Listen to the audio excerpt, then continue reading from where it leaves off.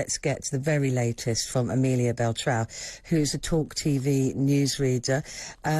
Good morning, Amelia. Good morning. Another very busy morning. A very busy morning, Very yes. busy. You were running around the newsroom. Yes. Trying to get all the bits of information. So talk us through a timeline, if people have just joined us, of what happened. So we had last week the MP Chris Pincher resign from his post as the Deputy Chief Whip because of allegations of, well, very serious allegations of inappropriate behaviour. There was a formal complaint made against him, and he had his party whip removed. Ever since he's resigned, Number 10 have insisted that the Prime Minister didn't know about any of these allegations that were made, and a number of ministers, including Therese Coffey, they were backing Prime Minister, saying that he didn't know about these allegations. It then was realised on Monday that Carrie Johnson had actually said something to Mr Johnson saying regarding Mr Pincher's behaviour back in 2017, and then this morning the former senior civil servant Lord Simon MacDonald claimed in a letter that the Prime Minister did know about these allegations back in 2019. So he's been sitting on these serious allegations against Mr Pincher for some years now, and yet he still decided to promote him back in February as Deputy Chief Whip. Now, and then, of course, we had another Boris Johnson apology. Yes. So even this morning there was the cabinet meeting that was televised, and you could see amongst all the MPs it was quite a dire, almost funereal atmosphere amongst them. No one really looked like they wanted to be there. And then this evening Boris Johnson actually did a televised interview admitting that he got the call wrong and he shouldn't have promoted Mr Pincher. But that was aired this evening. Then at 6:02 p.m. we had Sajid Javid resign as the Health Secretary, saying he regrets his decision, but he can no longer continue in good conscience to serve the Prime Minister. Then at 11 minutes past 6, we then had Rishi Sunak resign as the Chancellor, saying the public rightly expect government to be conducted properly, competently and seriously. I believe these standards are worth fighting for.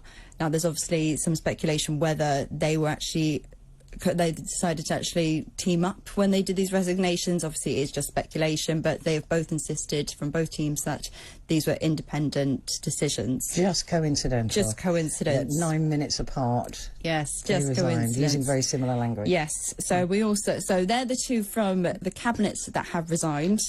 We also had, obviously, of course, Oliver Dowden resigned a few weeks ago following the poor results from the by-election.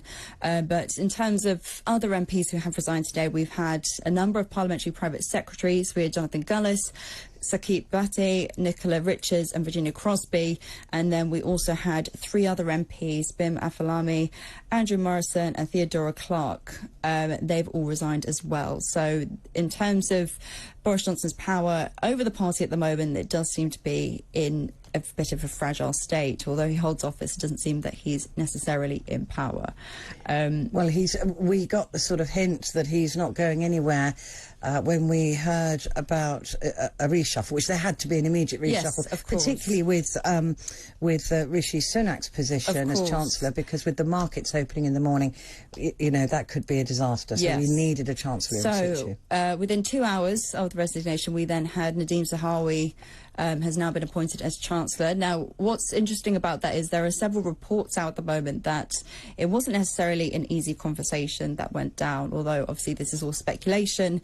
But if he was in Number 10 for 2 hours, there's some suggestion that Nadhim Zahawi actually put up a fight for this position, because it's speculated that he said, I either want the top position as Chancellor or I'm also going to quit, along with Sajid Javid and Rishi Sunak. You see, I don't think that would have taken 2 hours. I think the conversation was more likely, right, you know, can we cut taxes? If you're going to cut taxes for me and be seen to be that kind of Chancellor, then maybe we can do a deal. I just think it doesn't take that long to say. Well, because Boris Johnson apparently is the first people that he wanted to have in line for the position was either going to be the Foreign Secretary Liz Truss or the Home Secretary Priti Patel, because they share quite similar views in terms of taxes. I mean, that would have been interesting. And it'd be interesting yet to see what they do. Yes. And how slighted they might feel. Rumours that Liz Truss will be furious. Yes, most definitely. I can imagine. Well, today, even if we're on Wednesday now, we've then obviously got PMQs later, so we'll be able to see how that pans out. We've also, as well, just to add to the replacement of the positions, we also had Steve Barclay. He is now the new Health Secretary, replacing Mr. Javid. But yes, so I think it will be an interesting PMQs tomorrow. Labour, well, obviously, I've now been calling for a snap election. Apparently, there were reports of champagne being ordered at the Strangers Bar in the Commons earlier, following both resignations. So apparently, at 6:02, the champagne was called, and then at 6:11, it was an even louder uproar of celebrations. You see, I think that's really kind of pathetic. Because you've got government in turmoil, which means the country's in turmoil, which means that things aren't getting done for the people of this country, which is the only reason entirely for their existence. The only reason they exist is to serve us. And they're celebrating the collapse of a party, which means there is nothing but uncertainty now for the people of this country for a good few days, weeks, possibly months, if an election is called. I see that as no reason to be celebrating. I think that's disgraceful. Yeah. Well, I guess it's a good...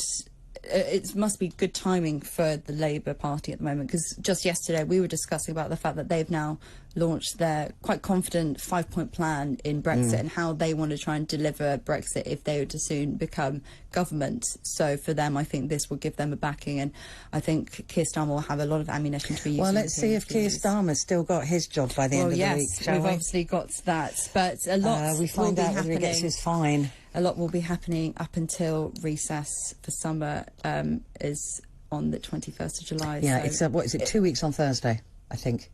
Something like that. The 21st, whenever the 21st is. Yeah. But yes. Interesting times. For now, Amelia, thank you very much indeed.